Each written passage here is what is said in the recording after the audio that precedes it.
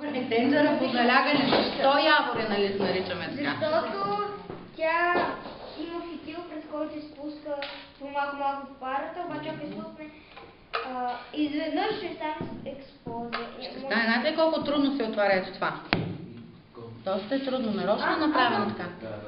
Нарочно е направено така, защото определено, когато се събере вътре парата, е много важно да не се отвори рязко. Добре? А какво си спомняте за тази тенджера? Какво си говорихме с нея? Нещо по-специално, в каква връзка? Аз не съм ви... За какво? За гнева. За гнева? Какво за гнева? Да изпускаме малко парата. Ето ви тук е тенджерата, си я гледаме. По-малко какво казваше? Трия пак? Малко по малко парата. В смисъл да не се ядосаме, нали, веднага и да почнем да викаме или да... Да не се ядосаме веднага, ние може да ядосаме много бързо. Смисъл Позволено ли ни е? реагираме... Не ни е позволено да се ядосаме бързо. Разбира се, че можем да се ядосаме за нещо. Въпросът е как да не раликваме как. Въпросът е като се ядосаме, какво става? Ти как се справиш с този проблем? Как? Как точно? Как?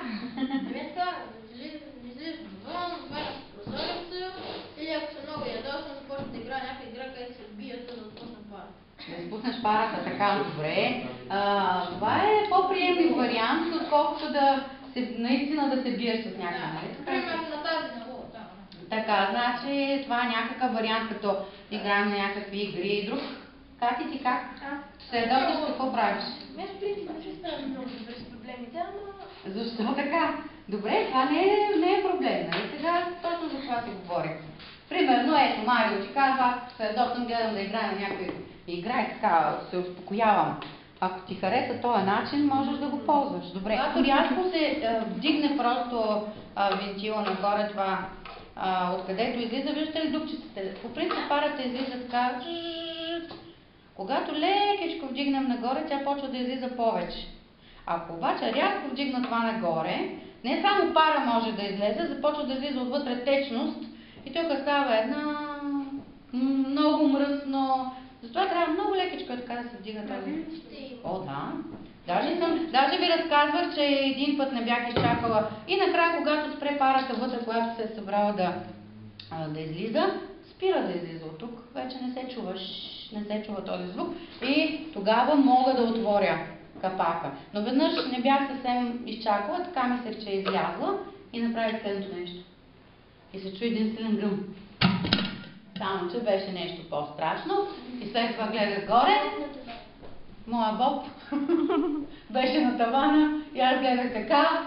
И не искам да ви кажа. Много яко казва Мария. Може би ви изглежда смешно забавно, но мен после, когато честе въобще не ми беше забавно. Обикновено така става. Когато изпуснем парата изведнъж, когато сме ядосани, става много мръсно около нас, става много зле. Захари, чакай Захари да попитам. Захари, ти като се ядосаш, какво правиш? Сърдиш ли се? А как се успокояваш? Как се успокояваш? Когато си измия очите. Като си измиеш очите, така да се наплискаш и се успокояваш. Това е също интересен начин. Означава да притеснявам Пепи. Добре. Стига си притеснявал Пепи Георгиев, означава да... Сега, аз искам да ви кажа аз как се успокоявам. Няколко начина през годините, така съм си измислила. Само, че Захари малко тихичко искам. Така, аз слушам музика, много ми помага. Захари слуша музика. Да, слушам музика, много ми помага. Някой път харесвам по-спокойна музика, която ме успокоява. А друг път харесвам хард музика, така.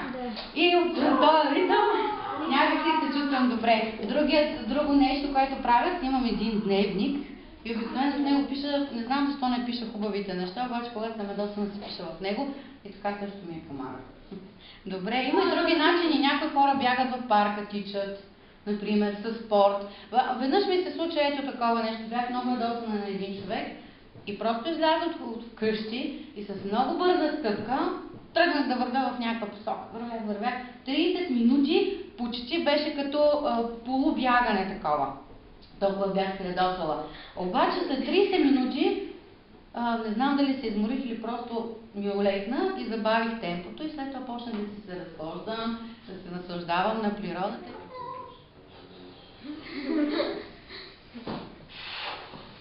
Може прилича на вас.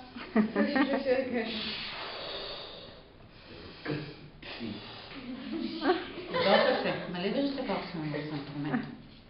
Ще го надуете докато гръмни. В момента нали сещах, че не съм много спокойна. Направо много съм ядосана. Така, сега, този начин, на който искам да научим всички, това ще го направим в голямото междучасие, ще подарим на всеки по един балон. Но няма да му подарим балон, преди да му обясним какво да прави с него. Така, правилно, ето моето винтилче тук, откъдето си изпускам парата. Правилният начин за изпускане на пара или на емоции, или когато сме ядосани, е следния. Окей.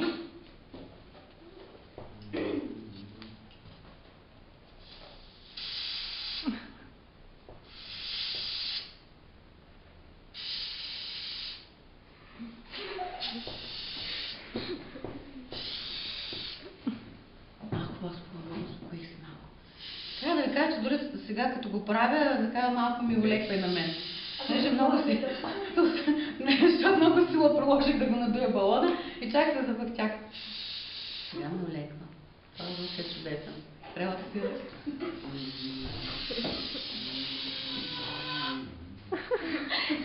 Сега съм съвършено спокойна. Така, сега искам да ви демонстрирам какво не трябва да правим.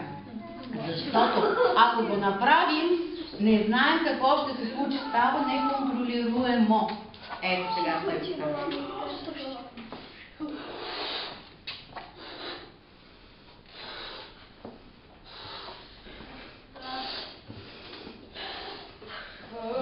Е доста достатъчно, нали? Да. И в този момент виждам Кати.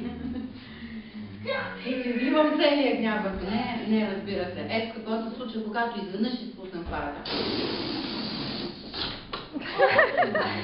Яна, къде ли? Яна, представяш ли се това да не беше балон? Малко ми се размаза. Всъщност, вижте какво се случи. Това не го бях планувала. Вижте ли какво се случи? Чакайте да го покажем. Това не го бях планувала, изцапах се цялата с маркер. Понеже не беше изцъкано, обаче... Виждате ли какво се случи, когато падна той на земята?